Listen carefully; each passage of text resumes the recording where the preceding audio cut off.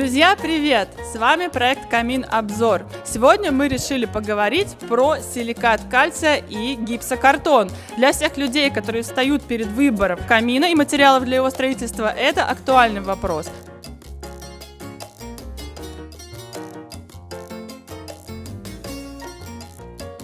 В европейских странах уже на протяжении десятка лет строят камины из плит силиката кальция.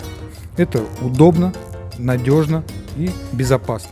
А что ты можешь сказать про гипсокартон? Это же все-таки традиционный материал для строительства каминов. Из гипсокартона можно строить, но это устаревшая технология.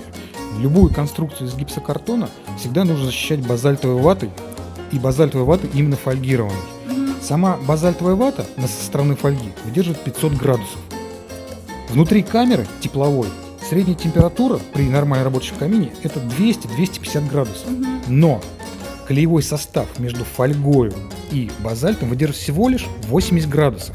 И все это приводит к тому, что со временем фольга отслаивается, а когда камин конвекционный, то через него проходит большой поток воздуха. И получается, что весь базальт уходит в помещение. Совершенно верно. А в том, что касается длительности работ по монтажу, силикат кальция отличается от гипсокартона? Его дольше монтировать, чем конструкцию из гипсокартона? Несомненно, с силикатом кальция работать намного проще. Это абсолютно простой материал, который ты используешь простую ножовку по дереву и уровень. Ты распилил и скрепил. Плиты силиката кальция скрепляются всего лишь простыми саморезами по дереву. Изготавливая конструкцию силиката кальция, вы имеете дело только всего лишь с одним материалом, и из него же строите. Но если вы применяете гипсокартон, то обязательно нужно применять и профиля. Вы обязаны сперва построить конструкцию из профилей, потом сделать устройство из базальтовой ваты. Это немножечко сложнее. Какие ошибки допускают монтажники при использовании силиката кальция для строительства каминов? Очень хорошо, что ты затронул эту тему, потому что мы очень часто всем рассказываем, что так делать нельзя. И очень многие собирают короб из силиката кальция на профиля. Это делать абсолютно не нужно и категорически запрещено. Вы рассказываете, и все это написано, вся эта информация есть, но они упорно по привычке используют профиля, как в случае с гипсокартоном. Да, для нас это очень сильное удивление. Почему так делают люди? Многие говорят, Почему вы так делаете, люди? Многие говорят, что так удобнее. Но когда мы им говорим, попробуйте наоборот из этого же материала выпилите кусочек, и он же станет профилем, люди отвечают, ой, мы почему-то так не делаем. Хотя на самом деле это намного удобнее и проще. Это, наверное, так делают те, кто не приезжал к вам на обучение. Очень странно, но те, кто приезжает на обучение.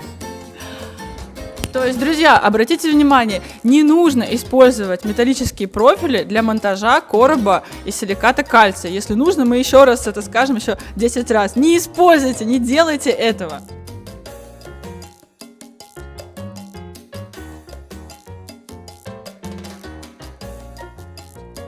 А что делать, если мне нужно усилить конструкцию камина? Допустим, это будет огромный камин, очень высокий, облицованный тяжелым камнем. Что можно сделать в этом случае, чтобы конструкция была более крепкой?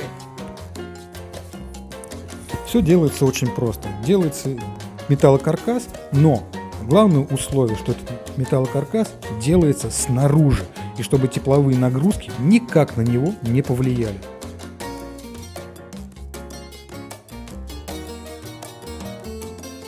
Кстати, нужно отметить то, что компания МОК является не просто оптовым поставщиком продукции СКАМОЛ на российский рынок. Также эта компания занимается монтажами каминов и часто проводит в своем шоуруме обучение для своих дилеров.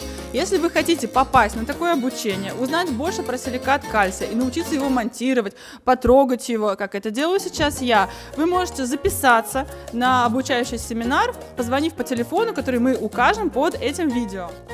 Я напомню, что сегодня мы беседовали с Алексеем Даниленко, директором компании МОКа. Спасибо, что смотрите нас и оставайтесь с нами. С вами был проект Камин Обзор.